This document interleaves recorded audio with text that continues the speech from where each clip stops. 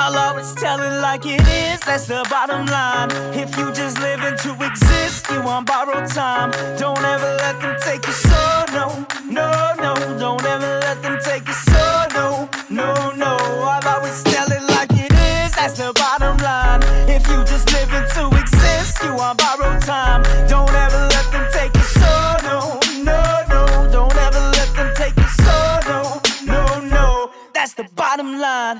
That's the bottom line. Yeah, that's the bottom.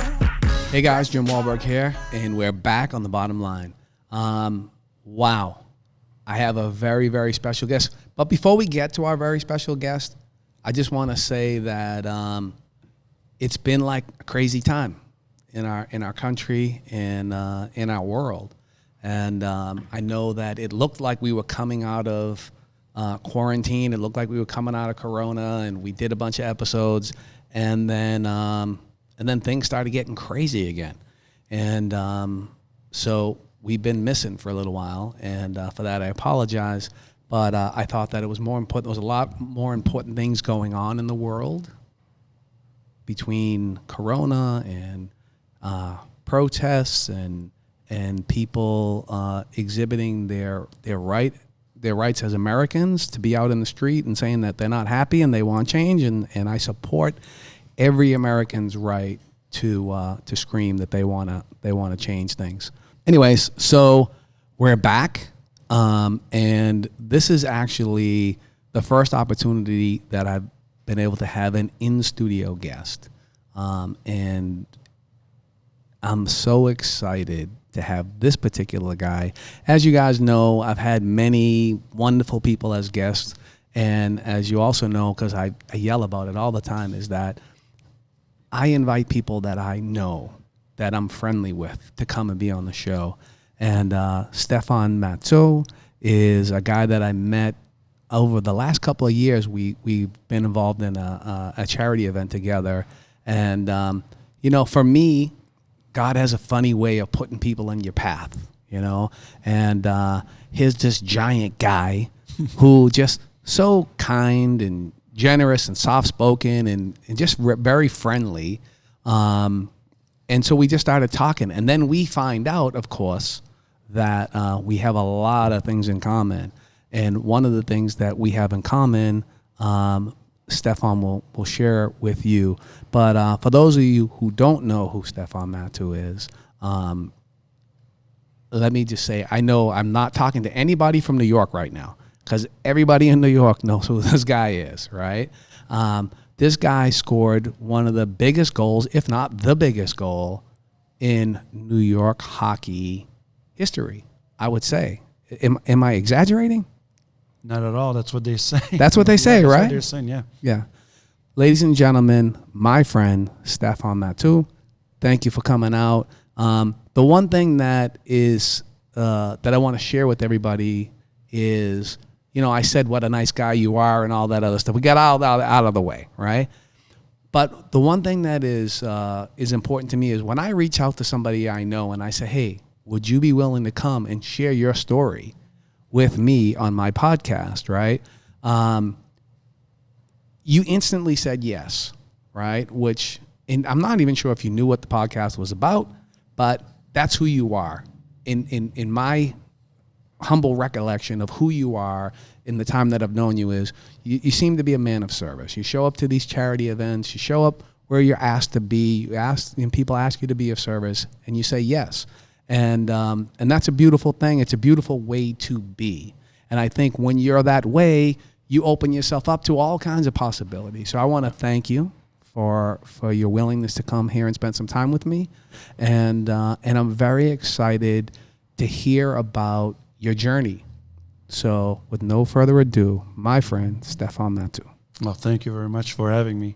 It's a funny way because I remember the time that we stood together at the CIBC event, and we just talk and we were looking at the other guests in the room, and I don't know if you came up first, and I said, well, I've been sober for 19 years, and then wait a second, well, I've been sober, just that's the synergy instantly. So I say yes to a lot of things, and then later on I get nervous because I look at your podcast and I I don't fit in. Like Right. I look like I am a giant, nice person, but I get nervous. I struggle with a lot of things, but we'll share that later on. Sure. But it's a way I like to say yes, because my sponsor says, stop saying no to things. You never know what that thing's going to get you.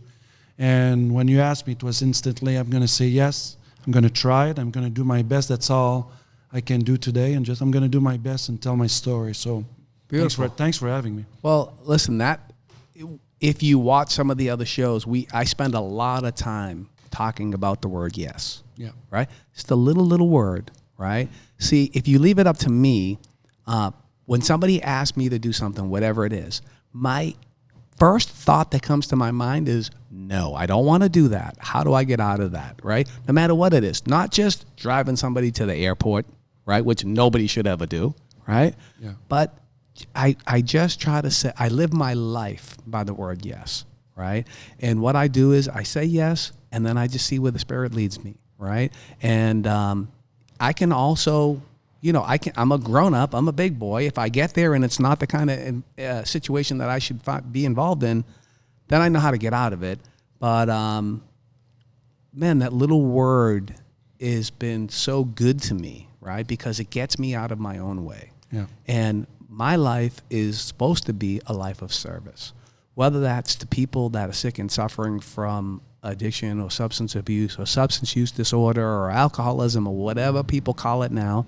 But in all walks of life, at all times, right? I just try to say yes.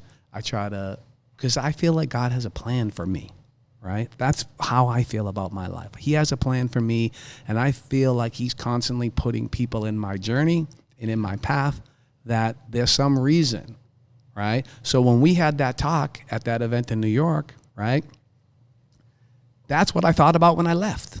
After the event was over, I said, wow, this is what was in store for me today, right? Yeah. Was that openness, that willingness to share with another person. It was like you and I had our own little meeting that day, right there in the middle of all that. And there were 20 or 30 gigantic celebrity people walking around, all serving at this charity event, and there were kids. And it was all this stuff going on, but we just kind of drifted off into a corner, which is what I love to do, because that's what's real. That's where the depth comes in, So that was magic. I remember that was so magical. So, but I guess to add on to the yes person, I guess I grew up saying yes. I always was afraid when I would ask someone a favor, and they would say no to me, and I said I would never be that person.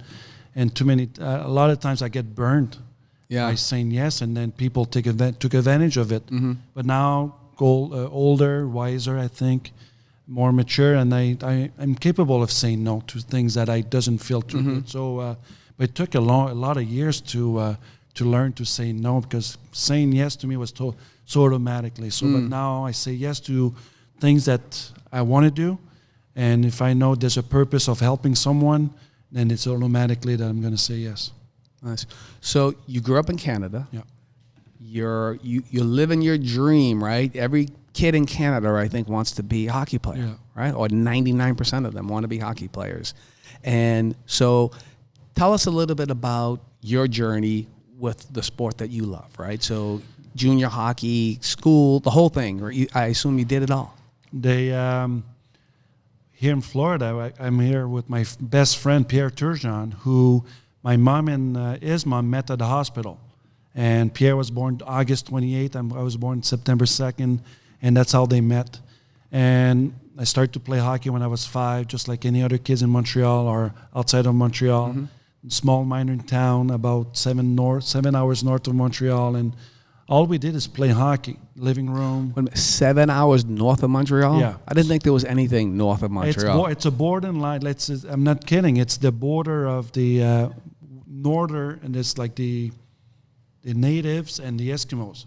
So it's a mining town. It's very cold. We have the best weather or the worst weather. And so back then in the 70s, we didn't have internet. We didn't have any games, and our parents would kick the kids out to play outside. And that's all we did. We'd play baseball in the summer and hockey in the winter time. So I grew up with players who made the National Hockey League later in life, and that's how we push each other. But I played minor hockey, just a normal kid out there, and I played with Pierre Turgeon throughout my youth.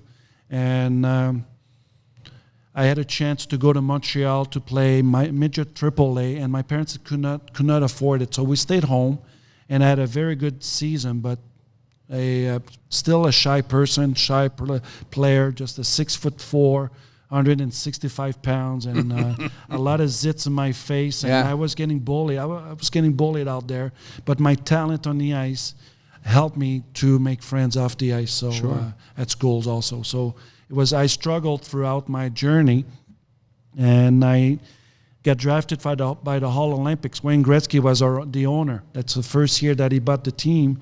He was our owner. Luc Robitaille, I don't know if you had a chance to meet Luc in L.A. Luc was on the team. We had the best team in Canada. We made it to the Memorial Cup championship final. I didn't play much. I was the youngest guy, and I think in the Canadian Hockey League that year. I didn't play much, but I learned a lot. The youngest guy in the league. How old were you? I was just 16, so yeah. 16. So now you're traveling around. You're basically 16 years old, but you're an adult, right? I'm an adult hanging with 18, 19, and 20-year-old who doesn't want to get any involvement with the young kid because I'm not old enough to be in the bars. Right. And so I always felt like I was pushed aside, but my talent, I had a very good talent. So 16 years old, I didn't play much. Pat Byrne, who passed away, was our coach. Very tough, but very fair person. Really helped me out. And as a 17-year-old, that's my draft year. I had a very tough season at the beginning, and Pat Byrne had a meeting one time. So what's going on? I had no direction, nothing. I just went along with it because I'd never been pushed before like that. And he scared me. He faked a fake trade. He asked me, he wanted me to come up to his office. Says, I have a plan. I'm going to play tough. I'm going to play the way that you want me to say. But I could not answer because I was always afraid to talk to a coach, a teacher, a police officer. I was always afraid to talk to them. And I was being the shy person that I was. And he faked a trade. I said, all right, get out of here. We traded you to another team. And that was the worst thing that ever happened.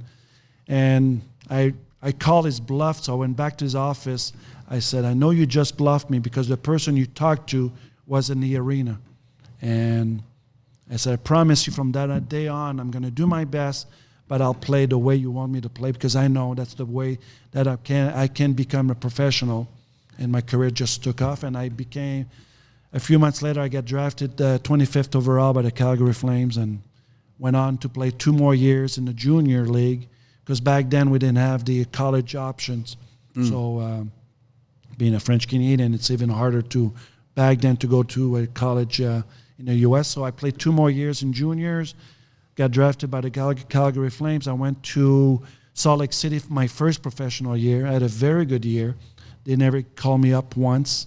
So the following year, when I made the jump, there was no space for me on the team. There was 23 men who has a one-way contract. So you look at the lineup, you know you're not going to make the team unless someone gets hurt. Right. A week before the season started, someone got hurt, and the door opened, and I played very good that week, made the team, and I never looked back. So I played. I had a 13-year career, and So you got a 1-week contract? No, I had you sign your contract on a 2-way contract. Right. If you play in the minors, back then I made $27,000. If I played for the Calgary Flames, who made $85,000. Right. So everybody's on a contract. Yeah. But that 23-man roster were on a 1-way contract. Right. So they will push the 2-way contract first in the minors. So that gentleman, Colin Patterson, played a lot of years in the NHL, got hurt, blew his knee out for the season, and they tried 3 left wingers, similar style than Colin, and I succeeded under the biggest pressure because you want to succeed. That's the opportunity that I had, and I ended up playing, and I never looked back. I played 13 years in the NHL, so I played on 6 different teams, but my journey started with the Calgary Flames in 1990. And you never got to play for the best team ever, which was the Boston Bruins. You never got to play for us. I hated to play against. It was fun. That's my cousin. That's their favorite team. So, but to play at the old Boston Garden against Cam Neely. Oh yeah, a friend of mine. I know Cam well. And the Sweeneys and Ray Bourque, one of my idol growing up. And no, I never had the chance, and I played against them many games. So there's a picture of Ray Bourque right on that wall right there. You see that poster up there with my picture on it? Yeah. Look down in the corner. Oh yes. Yeah. You see Ray? That was the night that magazine came out. Both Ray and I were there, and I was like, Ray, look at you made it. You're on the corner of my cover. And he was like, what are you talking about? I was like, I don't know how this happened, Ray. This don't even make any sense to me, because in Boston, Ray is huge. I mean, in '92, I was playing for the Chicago Blackhawks, and my best friend was Jeremy Roenick. Oh, yeah, I know him too. We went to Cape Cod, and his in-law lived there, and said, we are on this boat, their boat, and so we have to, he tells me we have to pick up one of my friends, if you don't mind. I said, I don't mind. I said, I'm here for the ride. Yeah. And we get on the beach, and I get closer and closer. I said, Jesus Christ, that's the Ray Bourque with his two sons. Yeah. I don't remember their names, but Ray Bourque gets on the boat and said, "I'm Stephan Matteau. Nice to meet you. You've been my idol forever." So, and I got to meet him again last year. I played against the alumni, and we took a nice picture together. It was so nice. Ray is a great guy. Let me ask you: have you ever had the pleasure of meeting Bobby Orr? Never had a chance.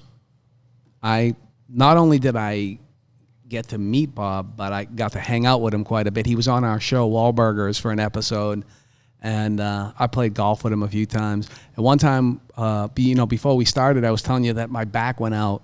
I was playing with Bobby in West Palm Beach somewhere, or Jupiter, and when we got to the course, he was like, I can't play, my back is killing me. Bobby Orr was shagging golf balls from me. Like literally, he was like, "Oh, I got you. I see it. It went under that bush right in there." And he would go in the bushes. I mean, that's the guy he is. And I'll make a recommendation to you. If you get an opportunity to read his book, it's a phenomenal story, because he basically gives everybody else all the credit for his success. He's like, I worked hard, but there was a lot of people involved, from neighbors driving me to practice to all these other people. Which was, talk about a legend in the game. There's really not too many people bigger than that guy. It's amazing how many great players, athletes, or entertainment, they're so humble. Yeah. And we feel like they should be walking around like I'm Bobby Orr out there. Right. And they're not. Like Jean Béliveau in Montreal, I grew up as a Montreal Canadian. And Guy Lafleur, I played hockey with the Legends for many years with them. Right. One of the most humble person. And that's what I like to do. I hang out with some people who I'm calm with around, and just, but Mr. Lafleur is one of them. And I feel like, I don't know a ton of people from Canada, but I know a fairly good amount of people from Canada. I haven't met a Canadian yet that I don't like. They all seem to kind of have almost a little bit of the same type of personality. Yeah. Kind of mellow, very friendly, very nice. Is that how you're brought up there? I mean, what's the deal up there? Well, up there, tough parents. Yeah. I grew up with, I could not step out of the box, and I would get a whipping, and being a hockey player, also different sports. And I played with a player today, play golf today with Taylor O'Neill. He plays for the Cardinals, St. Louis Cardinals, different sports. And he, very humble guy, very nice guy, but different sport. And in hockey, I guess if you grew up and you think you're the shit out there, somebody's going to tell you, hey, you have to stick up with the program and stay humble, because life will get you to a place that you don't want to go. And I tested it a few times in my 20s and my 30s, and that's exactly what happened. So being a cold country, I guess you're more inside and more family oriented than the U.S. South, and that's my assumption. That's what I've learned. And but being humble, I think it's something that I've learned as a young age. Well, it's a great trait, I can tell you that. So, tell me about your relationship with alcohol. Like the first time you picked up a drink, and then where that drink took you. I remember, like I was 15 years old, but before that, my dad worked in the car industry with his brothers, and he had two brothers. And on Friday, after work, they would have a beer fest in my house. And I was young, and I hated it. And I swear to God, I would never do what my dad did, or his uncles. And on Saturday morning, I would see my dad throw up at the toilet every Saturday morning and every Sunday morning. And he always had the excuse as a young person, goes, I don't know what. I said, what happened? I said, well, I must have swallowed a hair. And for about 5 or 6 years until I realized, well, he was drunk. So I think I don't want to put that under the bus, but he had a drinking problem. My uncle died just like Nicolas Cage in that movie, Leaving Las Vegas.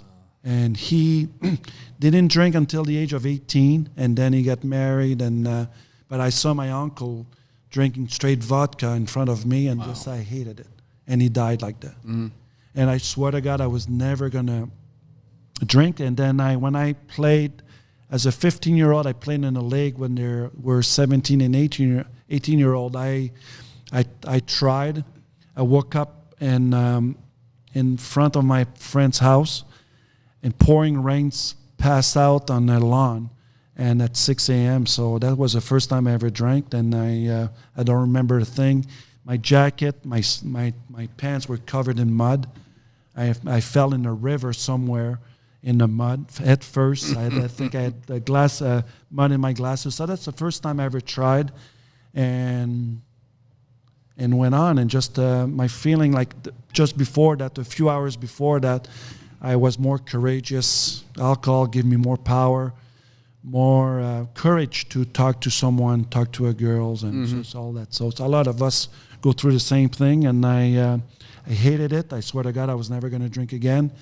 And 3 weeks later, just went on, and once in a while, I would drink, and the pattern as a young age, and also in my 20s and my 30s, I would get drunk, and not every single time, because I don't think all of us are drunk every single time, but I made some huge mistakes. I could have killed myself a few times, and I could have killed somebody else. So in my 20s, around 25, 26 years old, and flight attendants, we charter our flight, and they said, I think you should slow down. I think you're going to get drunk. And I blushed. That's when I realized that after winning the Stanley Cup, life was going great.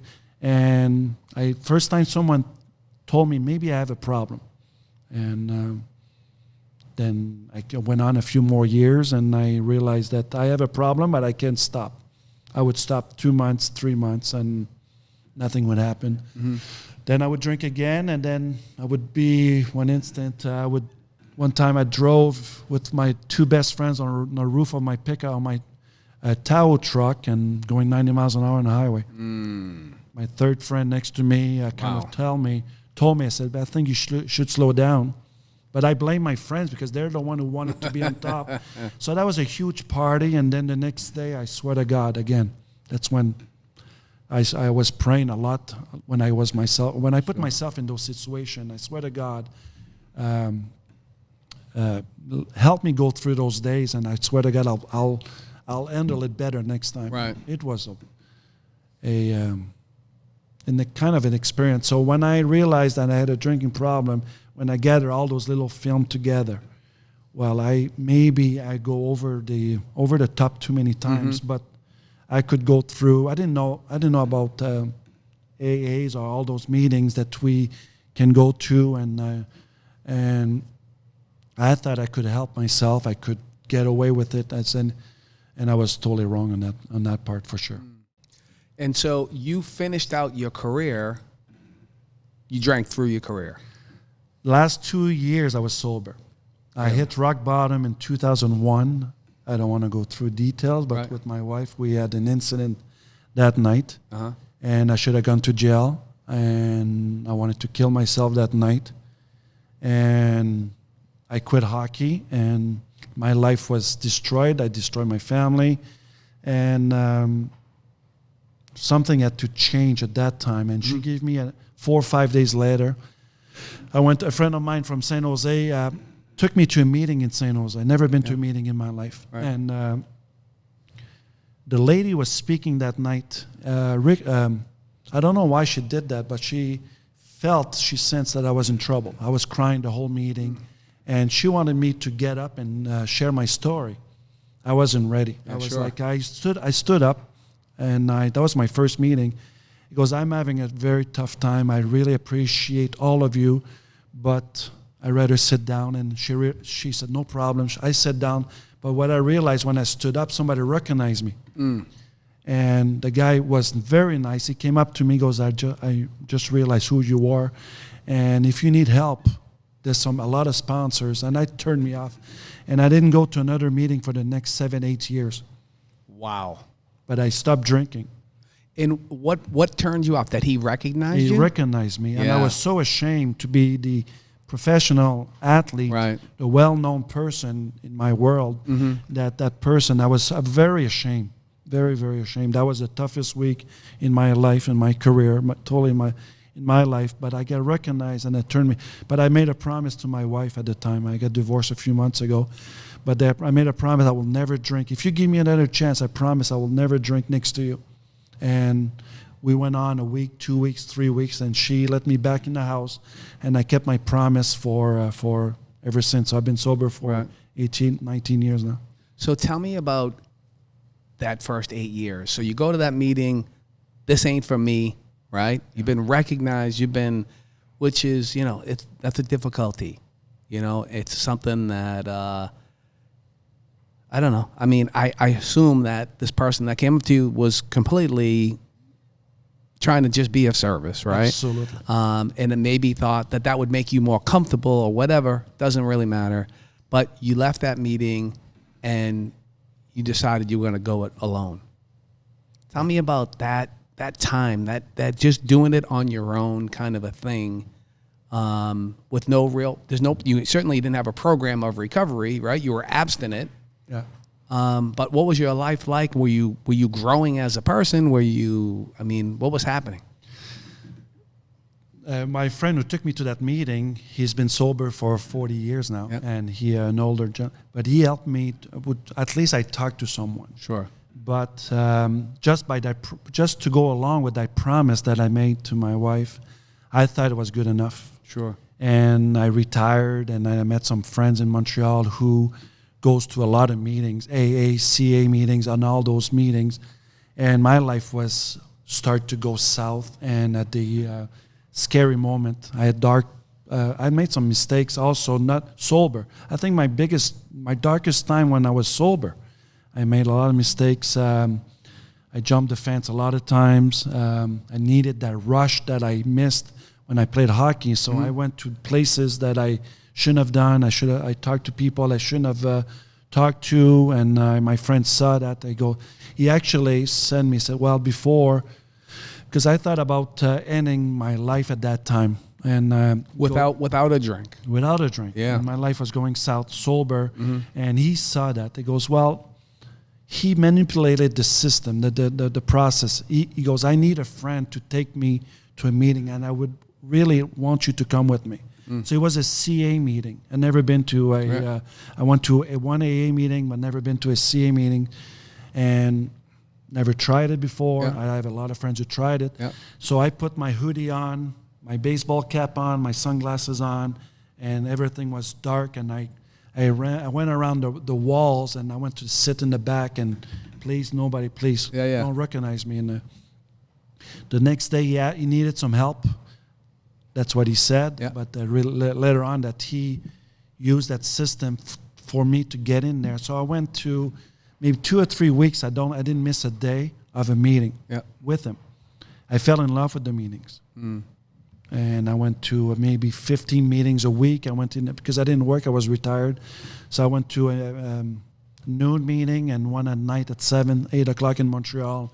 And I fell in love because I felt like all those people, I thought they were not the same style of people, person that I was. I realized they had a lot of things in common.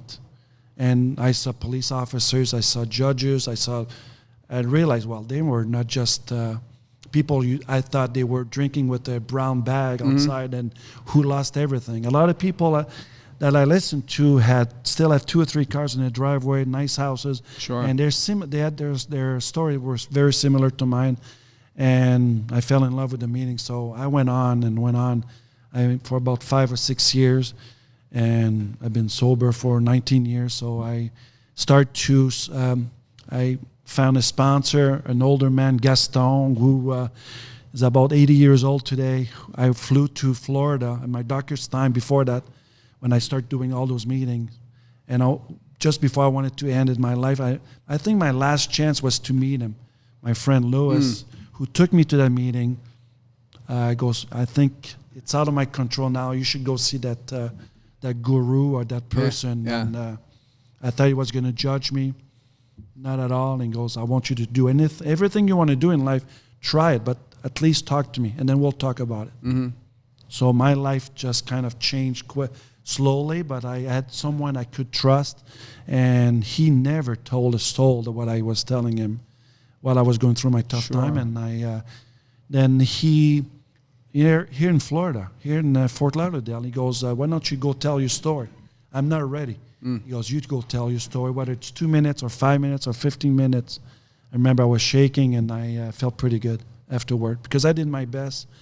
And I didn't go on in front to tell my story a lot the last years, but I help a lot of kids who I was not afraid to say, well, I'm Stephan and Matteau, and I'm an ex-hockey player that in Canada works.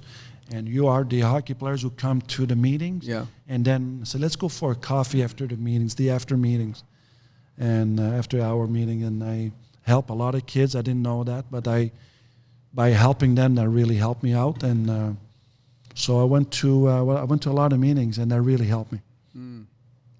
Nice. And so you said 19 years clean? 19 years, December 1st coming up. Yeah. Beautiful.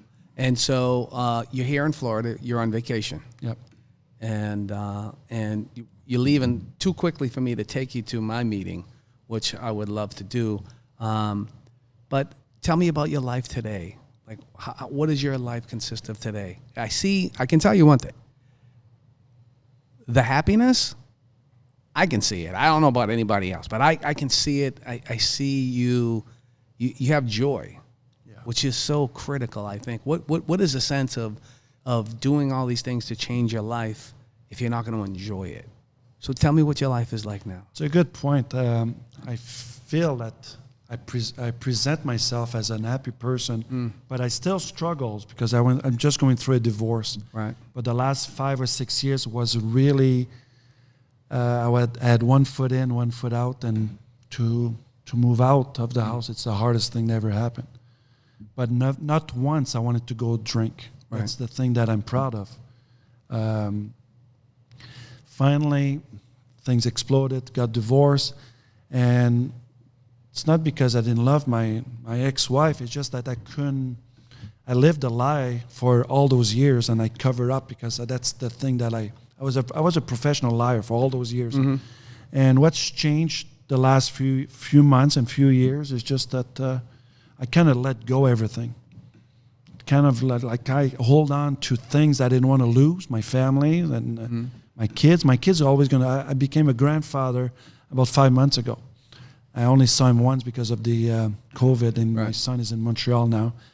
I see him on FaceTime all the time now. The technology is pretty good that way. And I kind of let things go. I mean, I still things that it's hard for me to go through, but by talking to friends, talking to my best friend here, Pierre, who's been doing a lot of Al-Anons over the years, really helped me out. And but I still I like to present myself as a outgoing person, which I am. But a lot of suffering is behind me, and I think I'm in the right path. But I still think that I can be better.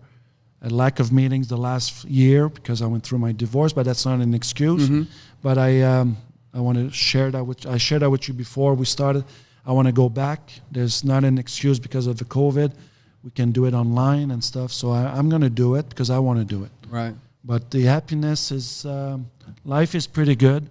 I still have my 2 kids, my grandkids. I have a girlfriend now who respect me the way that two persons should be respect each other, and life is pretty good. So, 2 kids. Tell me about your kids. Steph Jr. is 26 years old. He's a professional athlete. He got drafted by the New Jersey Devils in 2012, being the son of a famous hockey players in the New York area, and that was not the easiest things. But he found his niche, and he works his butt off in the minors.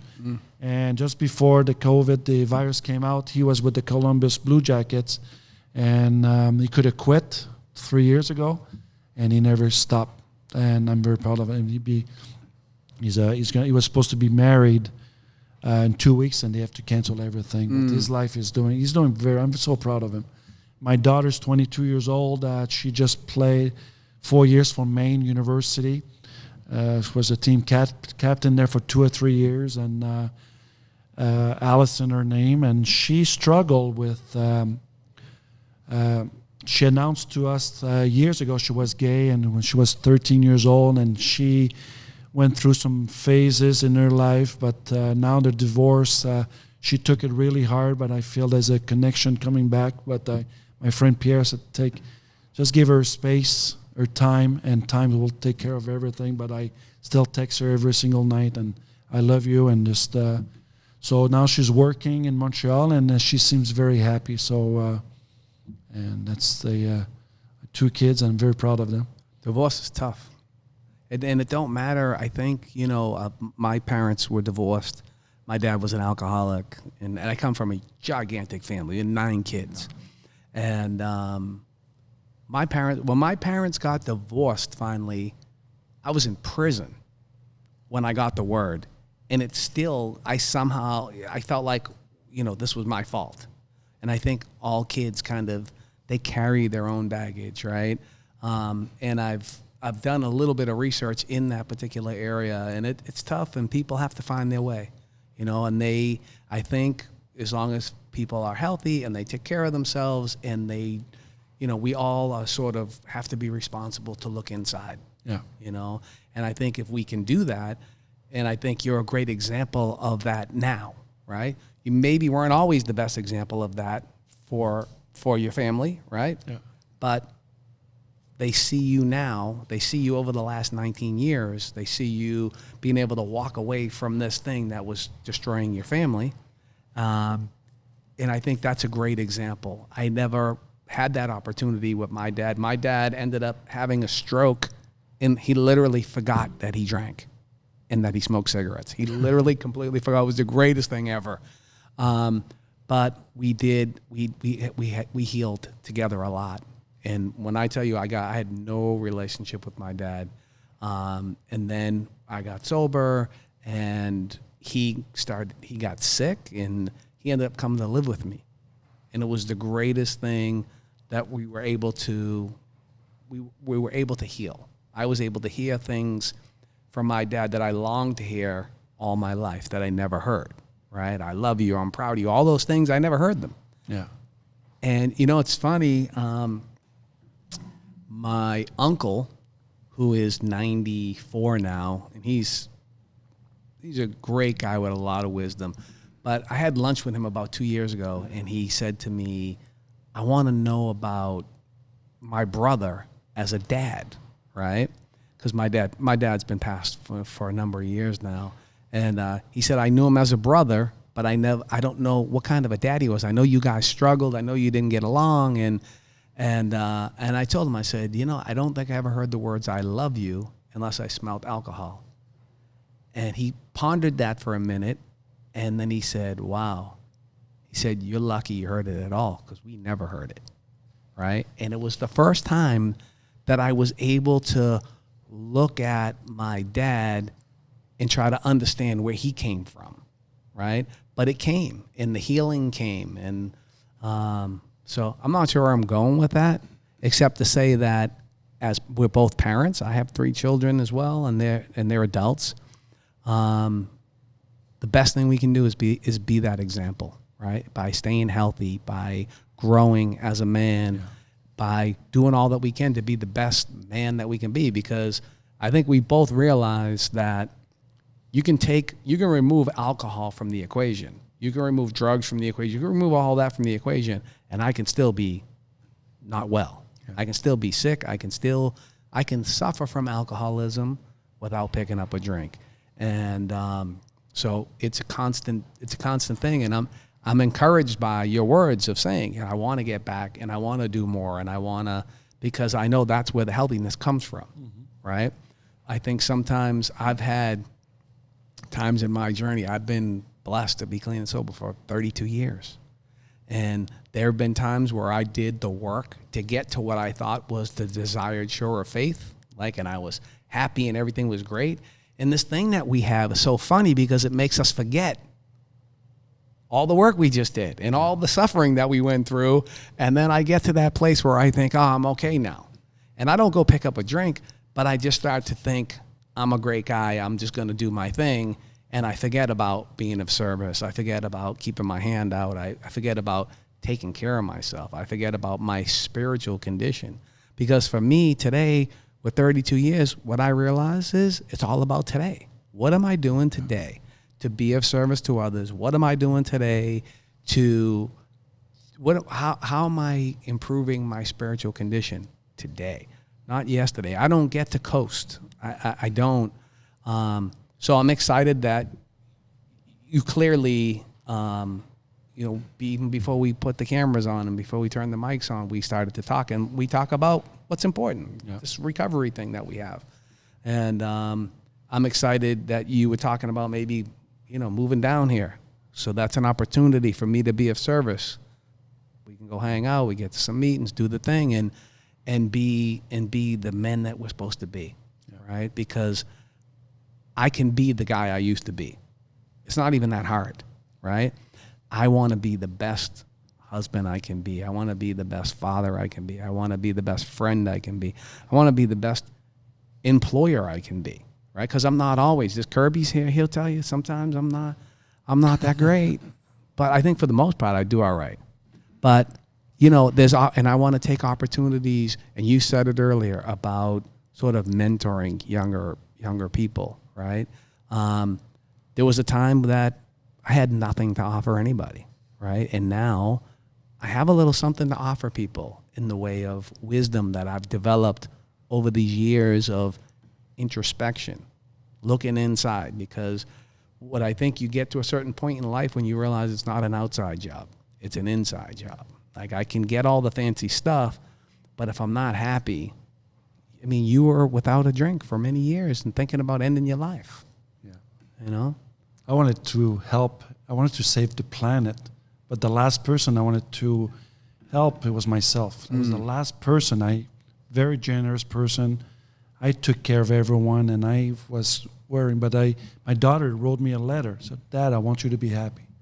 I'm always going to be your little girl, and but first of all, take care of yourself, because we see that you're suffering, but you are still out there in New York and greeting the New York fans and stuff. So, but that thing's changed. It's changing slowly. It's a process, and it's.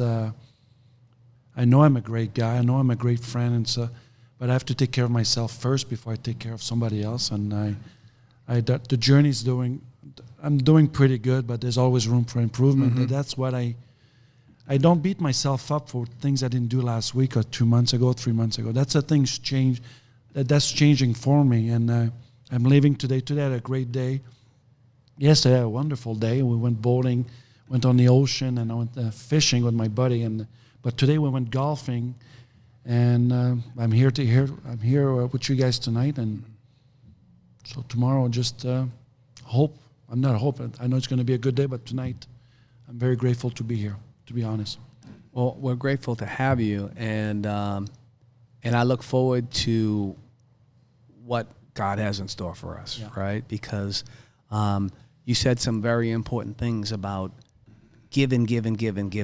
My wife still says that to me now. We've been together. My wife and I are celebrating 25 years this year. Congrats. And we're celebrating that fact, which is a blessing. I can't even believe it, because, there were years that we wanted to kill each other, right? Yeah. And with growth and whatever, and we have God in our relationship, which has been key for us. But she says it all the time. She's like, you give. You got to take time for yourself. I just find so much joy in giving, and it's a distraction. And you know what? And I was told that was okay, that it was a distraction, that it was okay to distract yourself from yourself, right? And I was told that, like working with a newcomer will help me to forget about my troubles and focus on somebody else, because sometimes I like to think that the world revolves around me, And I had my daughter, who's 23 years old, came to me about 10 years ago. 10 years ago, I went, I was, sober 22 years, and on the outside, it looked like everything was fantastic, right? I had a beautiful home, a beautiful family, I had stuff, but I wasn't happy, right? And I was hearing from people in the meetings about this, having a relationship with God and having the spiritual aspect of the program was critical and all this stuff. And I was like, I always thought they were lying to me, right? I was like, I don't believe you, right? And I got invited to a retreat, a men's retreat, and I didn't want to go.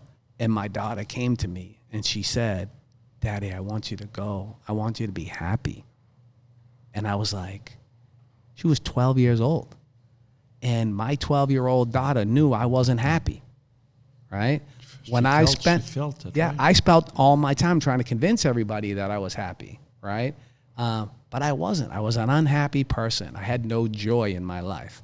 And it's a process, right? Because I don't wear my joy on my face. I grew up hard. Man. And so I sometimes, the way I feel, the happiness I feel inside doesn't always translate and get here. And that's a problem, because then I'm not welcoming to others, right? And if I'm not welcoming to others, then how am I going to be of maximum service to them? How am I going to be how can I help them if my face says, stay away from me, right? And that's what 32 years. I mean, so it's a process, and we keep chipping away. But I can tell you this, that the last 10 years have been the happiest years out of the entire journey. The last 10 years have been fantastic, but I know that that I can't rest on that I can't say, oh, that's great. I got it now, right? It's like golf, right? Oh. You get out there on the golf course, you play a nice round, and you think, oh, I finally got this game figured out.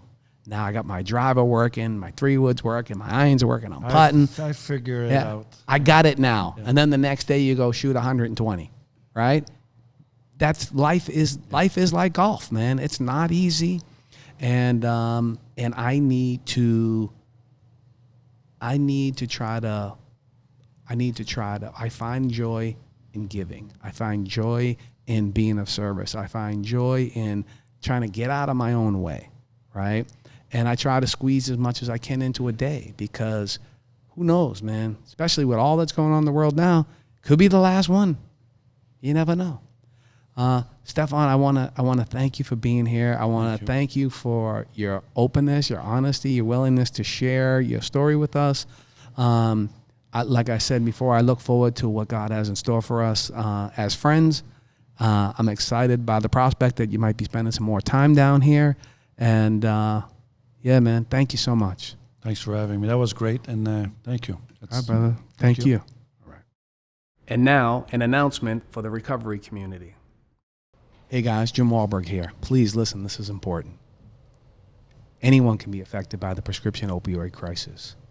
If you think you've been hurt by Purdue or its prescription opioids like Oxycontin, you may be entitled to compensation as part of Purdue's bankruptcy, but you have to file a claim. Claims may include overdose, death, substance use disorder, lost wages, neonatal abstinence syndrome. A confidential claim can be filed by individuals, a legal guardian, by survivors or relatives of people who have died or are disabled. The deadline to file a claim is July 30th, 2020, or you will lose your right to file a claim at all.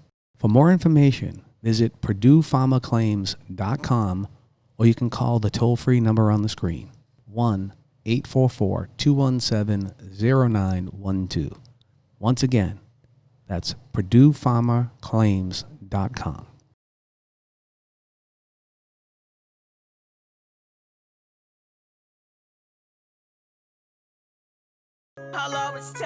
Hey guys, Jim Wahlberg here from The Bottom Line. Listen, I just want to remind you, please make sure you subscribe to our YouTube page at Wall Street Productions. And I also want to remind you, push that little bell. Just push it, man. It takes 1 second. Then that will notify you when anything's going on with The Bottom Line. Thanks.